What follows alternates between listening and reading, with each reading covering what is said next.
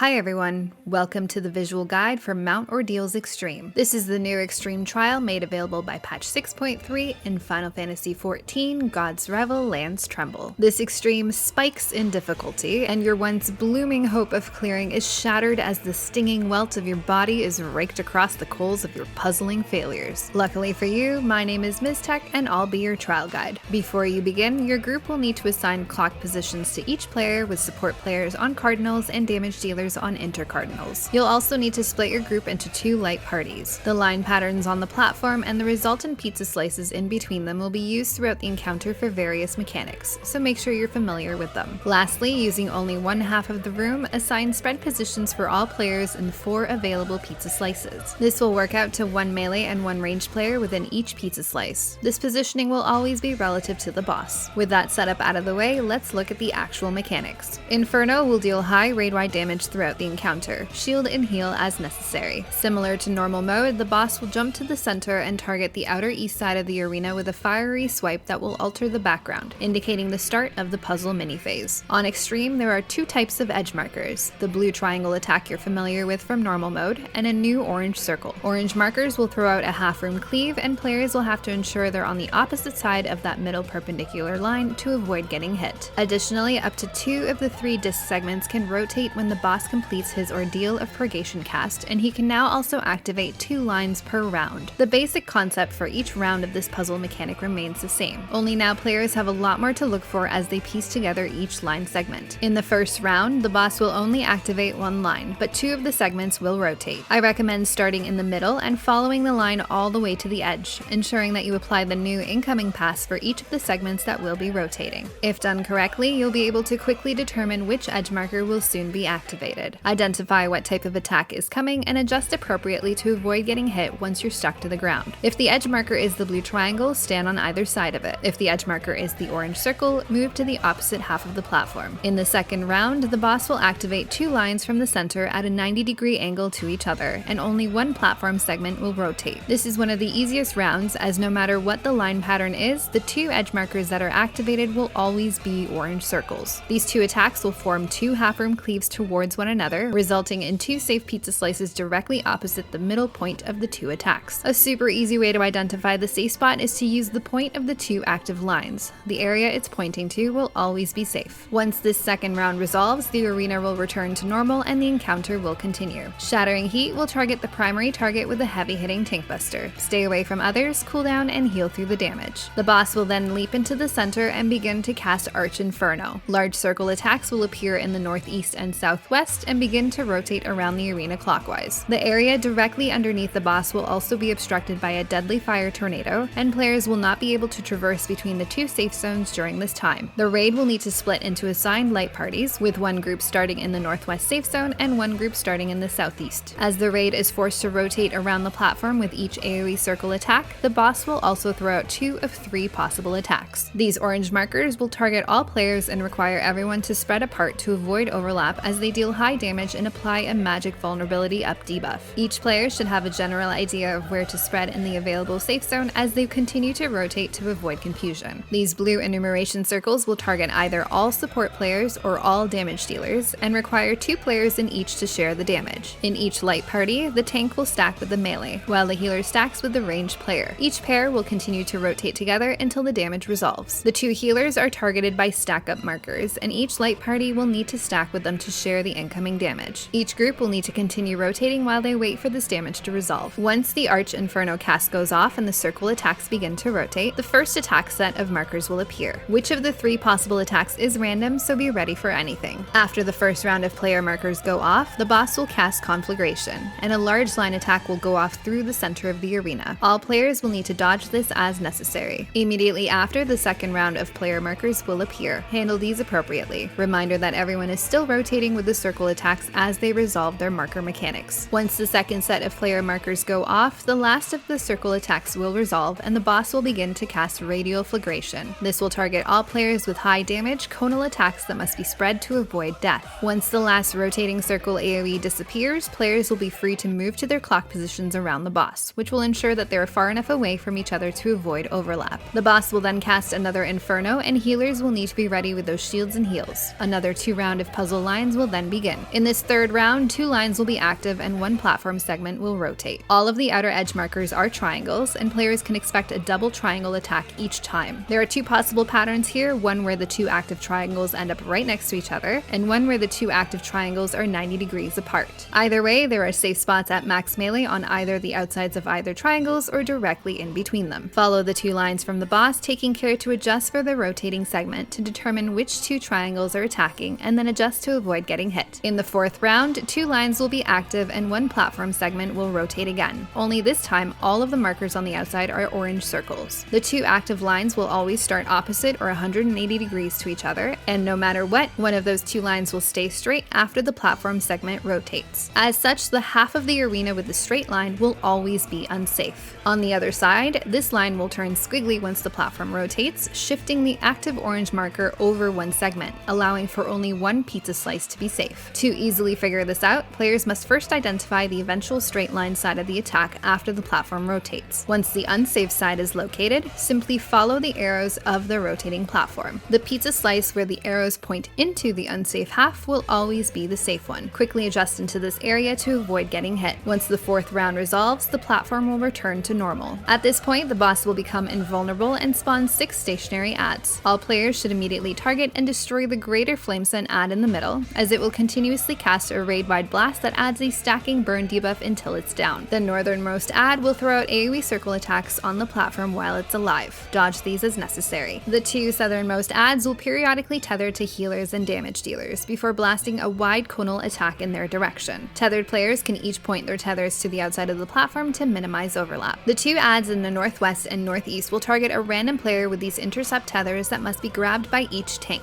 These adds will slam their tether targets with high damage. Use cooldowns and heal through the damage as necessary. All of these adds must be destroyed before the boss's gauge reaches 100 or you will die. Once all of the adds are down, the boss will cover the platform with fire and cast Blazing Rapture, cooldown, shield, and heal through the damage. Once he's targetable, pull the boss back to the center. At this point, the boss will emote and enter his powered up form, indicated by his fancy fiery cloak and extra wing. The boss will then cast Flamespire Brand, which will apply 1 or 2 debuffs on players depending on their role group. All players will be targeted with circle stinging welt debuffs that all resolve after 15 seconds in circle attacks that must be spread apart. All of the damage dealers, or all of the support players, will be afflicted by blooming welt debuffs that resolve after 12 seconds. These attacks will deal proximity-based damage from the player at the end of its duration. To minimize damage, these players will have to spread to assigned safe spots towards the edge of the platform. In the group of players not afflicted by blooming welt, 1 will be afflicted with a furious welt debuff that will resolve after 12 seconds. This attack will deal massive damage that must be shared with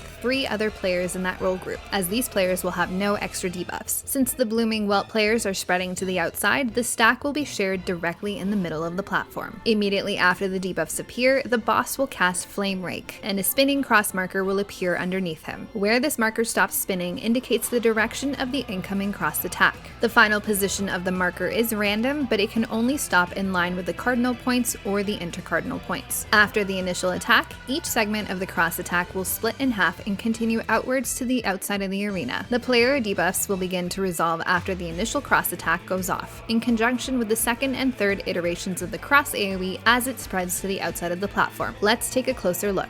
Once Flame Rake begins to cast and the marker is spinning, players can pre-position near the intercardinal clockwise to their assigned clock positions. As soon as the marker stops spinning, players will adjust into the appropriate safe spots at either the cardinal or intercardinal points to avoid the first cross AoE attack. This is a great time to pop sprint. Once that initial attack goes off, the next iteration of the spreading cross attack will essentially target the opposite sections. This means that the stacking role group can immediately run to the center to share their damage, while the blooming welt players will stay on the outer edges and dodge into the area of that initial attack, closest to their clock position. These debuffs will resolve at the same time as the 2nd iteration of the spreading cross AoE. The 3rd iteration will simply form a square around the outer edges of the arena. During this, all players will need to spread to their clock positions to resolve their final stinging welt debuffs. There is a ton of raid damage going out during this combo of mechanics, so healers be ready. The boss will cast Inferno, and the powered up version of this attack will target all players with circle attacks and a 15-second bleed debuff. Players will have to remain in their clock positions to avoid overlap. Next up, the boss will either cast Scalding Signal or Scalding Ring.